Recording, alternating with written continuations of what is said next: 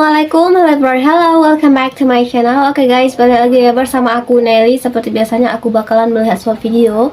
Dan video kali ini mau aku lihat judulnya itu Super Bangga Eropa dan Amerika beri isyarat siapa pemimpin Indonesia 2024. Kok bisa sih Amerika sampai Eropa memberi isyarat siapa yang memimpin Indonesia di tahun ini guys? Aku penasaran banget kok bisa, gimana konsepnya mereka bisa kasih isyarat gitu ya.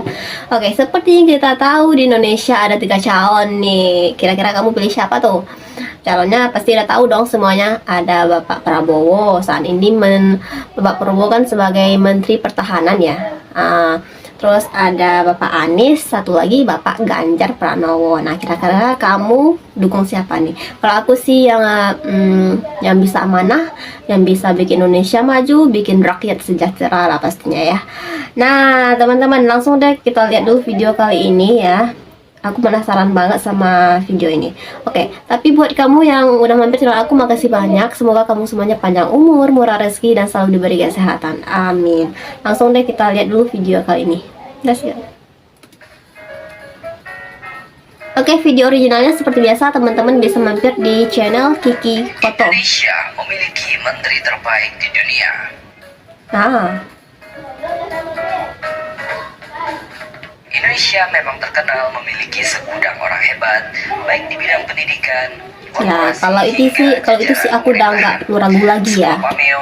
Banyak banget orang Indonesia yang hebat banget. Pernah kehabisan orang hebat, ya. Memang benar sekali adanya. Selalu terlahir orang hebat di Indonesia. Sri Mulyani Indrawati ya. Meraih penghargaan sebagai Ibu Sri Mulyani of the Year for the Asia Pacific tahun 2020 dari majalah Global Markets. Wow. Ini merupakan penghargaan kedua yang diterima oleh Menkyu Sri Mulyani dari majalah yang sama setelah terakhir di tahun 2018 memperoleh penghargaan serupa.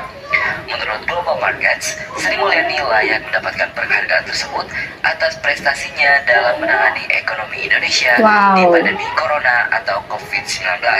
Ya. Majalah Global Markets menilai komitmen memberikan stimulus fiskal dalam bentuk perlindungan sosial, insentif perpajakan, penjaminan pinjaman, dan subsidi bagi sektor usaha yang terdampak paling besar layak diapresiasi.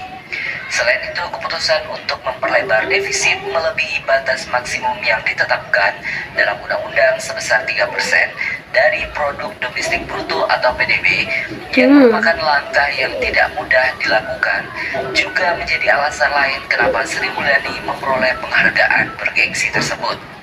Gelar ini merupakan salah satu bentuk keseriusan dan kerja keras seluruh jajaran Kementerian Keuangan dalam menangani pandemi COVID-19 di Indonesia. Begitu ujar Menkyu dalam keterangan resminya Senin 12 Oktober 2020. Sri Mulyani mengungkapkan penghargaan tersebut hendaknya menjadi pemicu perbaikan bagi pengelolaan fiskal. Sebab tantangan Indonesia masih berat dan panjang ke depannya. Raihan ini telah menandakan kita sudah on the track. Begitu Sri Mulyani.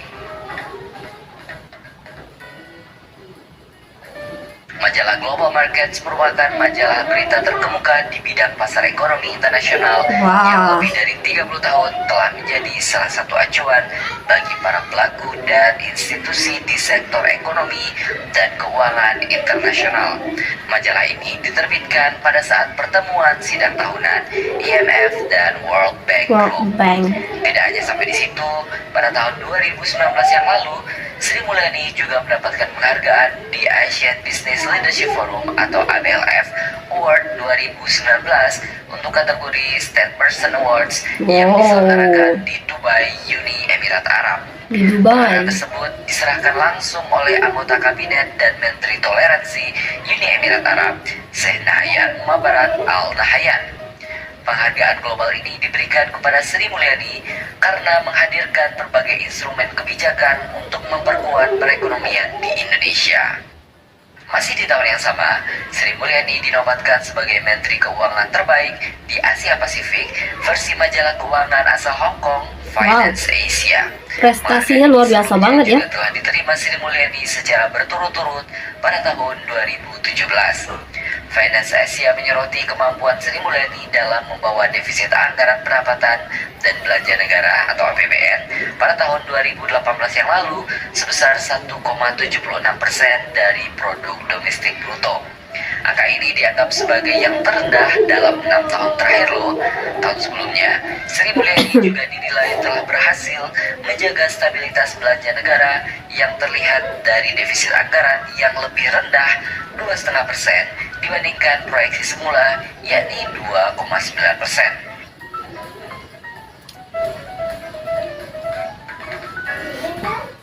Selain itu, pemerintah juga dinilai berhasil menjaga stabilitas inflasi dan nilai tukar rupiah pada tahun 2017 itu. Juga, PDB Indonesia yang berhasil mencapai angka 1 triliun dolar Amerika Serikat untuk pertama kalinya dengan pertumbuhan ekonomi yang stabil di atas 5%. Finance Asia juga memberikan apresiasi kepada Sri Mulyani yang berhasil mengantarkan Indonesia menjadi negara Asia pertama yang menerbitkan sukuk hijau global atau Global Green Sukuk. Dari dalam negeri pun juga berlaku hal yang serupa. Lembaga Survei Indikator Politik Indonesia menempatkan Menteri Keuangan Sri Mulyani sebagai menteri dengan kinerja terbaik di masa pandemi COVID-19. Peringkat ini diberikan melalui survei yang menyasar para pelaku usaha di seluruh Indonesia. Hasilnya, Menteri Keuangan dianggap paling baik kinerjanya menurut pelaku usaha berdasarkan kelompok dari semua sektor. Begitu kata Direktur Eksekutif Indikator Politik Indonesia, Burhanuddin Muhtadi. Survei mencatat Sri Mulyani berada di posisi pertama dengan persentase sebesar 61,4%. Nilai ini termasuk cukup tinggi, terlebih saat ini juga berbarengan dengan pandemi COVID-19, ujar Burhanuddin. Sudah jadi rahasia umum jika bendahara negara yang satu ini memang kerap menorehkan prestasi atas kinerjanya. Tak tahu keren. Penghargaan internasional telah berhasil diborong seperti yang disampaikan sebelumnya. Wah, mana nih topik yang mau kita bahas di judul tadi? Masih banyak sebenarnya Sri Mulyani berikutnya yang siap menorehkan prestasinya untuk kejayaan dan kemajuan Indonesia. Tugas kita adalah siapkan diri kita menjadi Sri Mulyani berikutnya yang menorehkan prestasi terbaik untuk negeri ini. Betul. Bagaimana menurut pendapat Anda? Nibio, pelopor baju kaos Korea berkualitas paling affordable se-DKI Jakarta.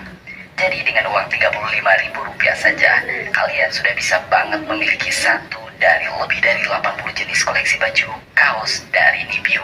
Ini mah voucher Rp15.000 spesial dari jualan Nibio, gitu ya. sehingga kalian bisa dapatkan baju kaos keren hanya dengan Rp20.000 saja. Nah, cara dapetinnya gampang banget. Kalian bisa langsung kunjungi official Nibio di Shopee dan Tokopedia dengan mengetikkan kata banyak videonya habis deh guys. NIBYOU. Langsung deh ketemu tokonya. Jangan lupa klik voucher Rp15.000-nya ya. Lalu pilih model baju yang sesuai dengan selera kalian. Lalu bahkan jikni outfit Nibio. Gayanya